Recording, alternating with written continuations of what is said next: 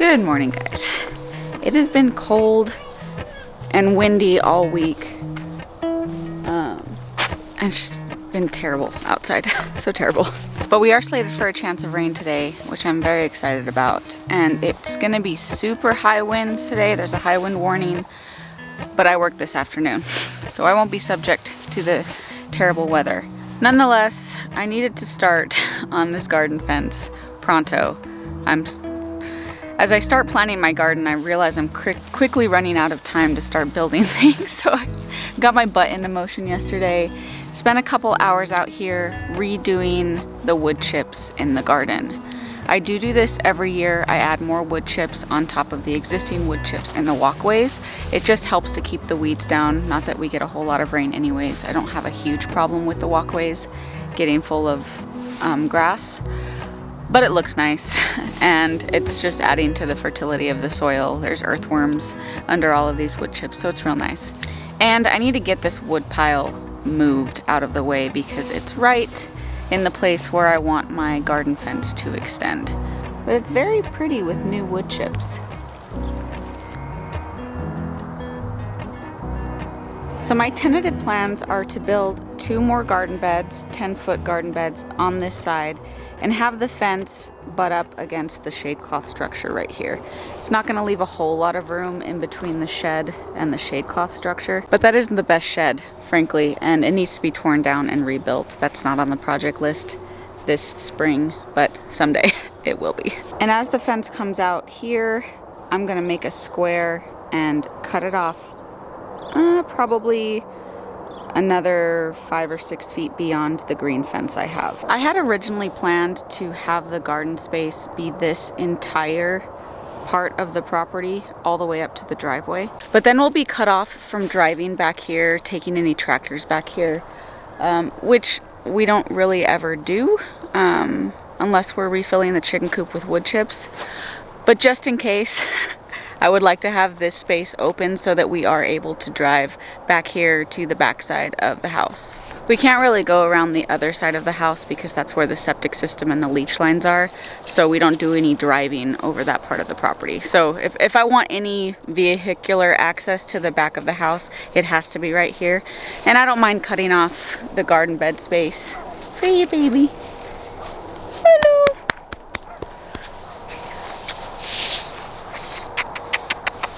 I don't mind cutting off the garden space a little bit to keep that access going. So the fence is gonna come up right here through where this wood chip pile is, come across and pretty much follow this line how I have it jutting out and ending up with the fence over here. My in-ground beds do come all the way to this fence line, but leaving this much space open gives me the option in the future to put beds here if I wanted to as well. And then specifically for this spring season, I believe I'm going to build another 10-foot garden bed similar to this one that I built last year. And that'll give me 3 new garden beds for the garden this spring, which I think is more than enough. I grew a ton of food last year. We're still using frozen tomatoes that I had stored in sauces and such. We still have tons of dried chili peppers. I mean, I haven't really run out of anything that I harvested for the winter. And so that just gives me hope that I've got enough space to actually get food through the winter. And I don't need to build that much more. Because although I do want to have a huge garden and grow a ton of food, it's also very expensive. It's very expensive to build the beds and fill the beds with soil. And I'm doing this by myself. I am a one-woman show in this garden. Chase will help out if I ask him to, but this is my passion, not his. So I don't want to create too much work for myself just because I want more and bigger. And then, of course, a huge limiting factor is the shade cloth structure. It only extends so far, and there's not a ton of plants that do super well for me if they're not under the shade cloth. So I'm good with just 3 more beds this year and my in-ground garden and all the beds that grew me food last year. I am fairly confident that that will be more than enough space to feed this household. But we're gonna head inside because I wanted to show you guys the grow tower. So here is the grow tower in all its glory. I do have larger plants back here because if you remember, these were the first ones that I planted with you guys and put in the grow tower. So they are significantly larger than these guys up here, which I just put in maybe 2 weeks ago. And some of them, I mean, I may not get any growth out of. These have been this size for a while. I'm pretty sure there's some kind of basil, probably lime basil, because I haven't been able to grow lime basil for the life of me. The last 3-4 years I've owned that seed packet, and I bought another one since in case it was, I thought maybe the seeds were old or they were just bad seeds. I can't grow it. It's about like my peas. So those are gonna take a little bit longer, probably another month before I start harvesting any of the lettuces or the kales. I could eat some of those now. They're just so tiny. It would be a waste of my time and all the time I spent growing them just to have like 2 bites of lettuce. But that's totally cool. I am not in need of anything right now. Some basil tea would be nice, but it does make the reward sweeter when you eat seasonally, and you know, force yourself to only eat what's usually in season, because then when the season for that plant that you were craving comes around, it's just so much better because you waited for it. And I am trying something new this year in regards to the grow tower, because you guys were with me last year. I think I told you that my electrical bills for the winter months were astronomical, over $300. And the only thing that I could think to relate it to was the fact that last year was the first year I used this grow tower, and I ran the lights in 12-hour cycles and the pump 24 hours a day. For several months I had the pump in here running 24 hours a day and the lights on and off for 12 hours. So this year I decided to try and regulate my pump usage. So I will come in here. The lights are still on a timer, but I will come in here and turn the pump on and off manually, just to make sure the roots stay moist, but not so much that it doesn't need to run constantly unless you have really, really large root systems in there that are going to dry out very quickly. And as long as these plants are still in their young stage, they have little tiny roots that just shallowly stay in a cup of water inside the tower. And it seems to be working out fine. The plants are healthy, although one thing I've noticed without the pump running constantly like it did last year is they grow just a tiny bit slower. And that's probably because they're not getting the constant influx of water and nutrients all day long. You know, I'll run the pump for like 15 minutes, they'll get some fresh water in their little cups, and then probably the plants go through those nutrients and are left lacking until the next time I turn on the pump. But they're fine, they're healthy, they're thriving, they're just not growing as fast. And I'm totally fine with that. I would rather save a couple $100 than have kale 2 weeks sooner.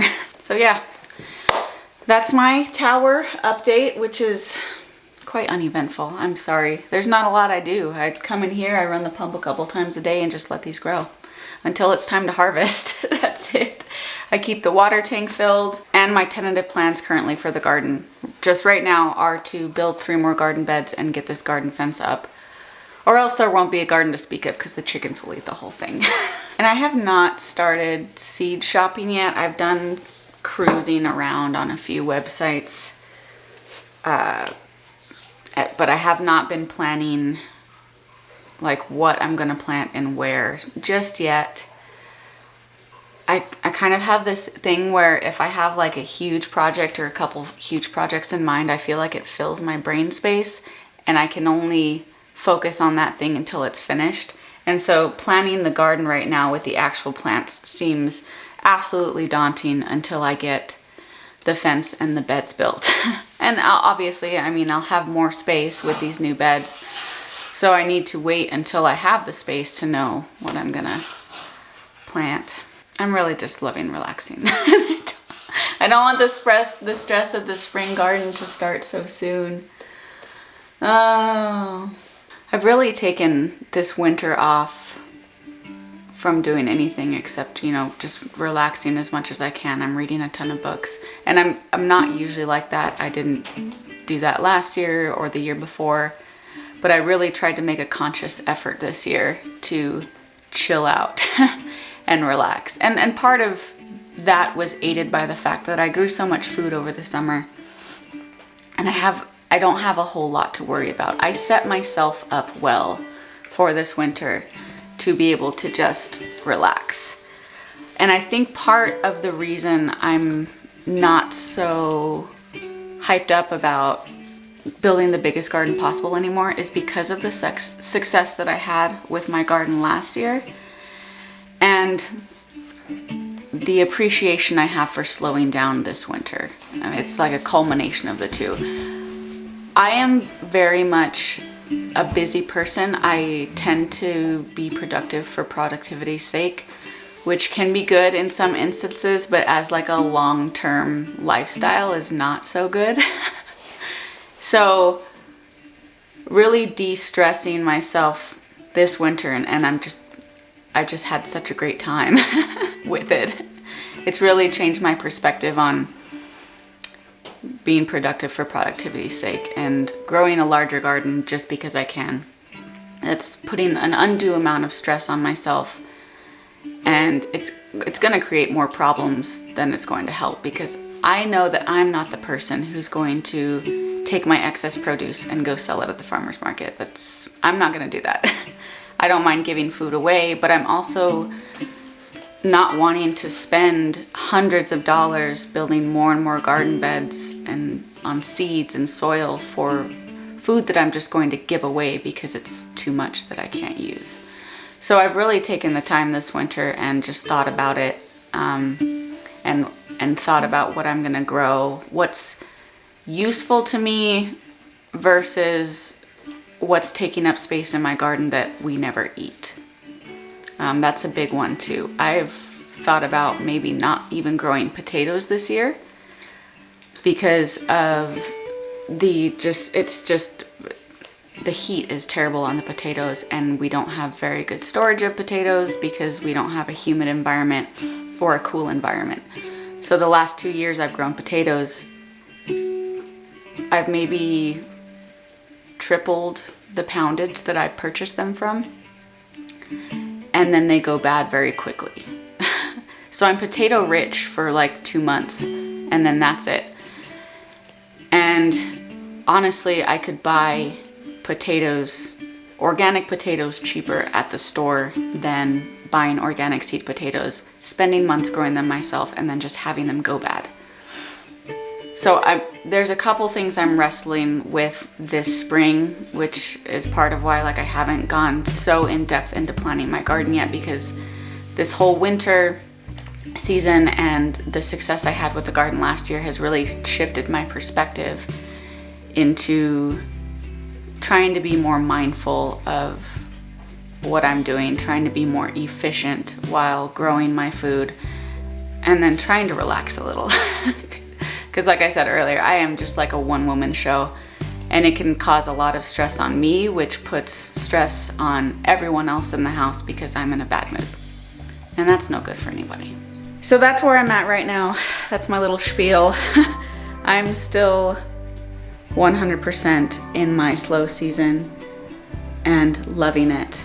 But we're coming up soon to seed starting time, and if I'm gonna plant potatoes, I'm gonna need to order them soon. So my brain will start kicking into high gear soon.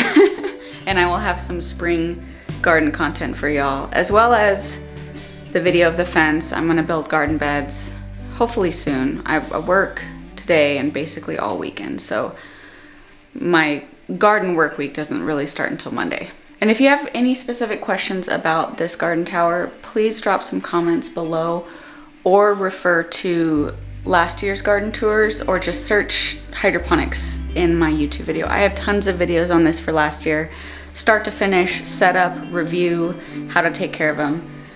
I told you guys at the beginning of this year, I am not gonna go super into depth with my garden tower because I already have a bunch of videos on it. But I'm more than happy to answer questions if you have them. Please let me know, and I will catch you on the next one.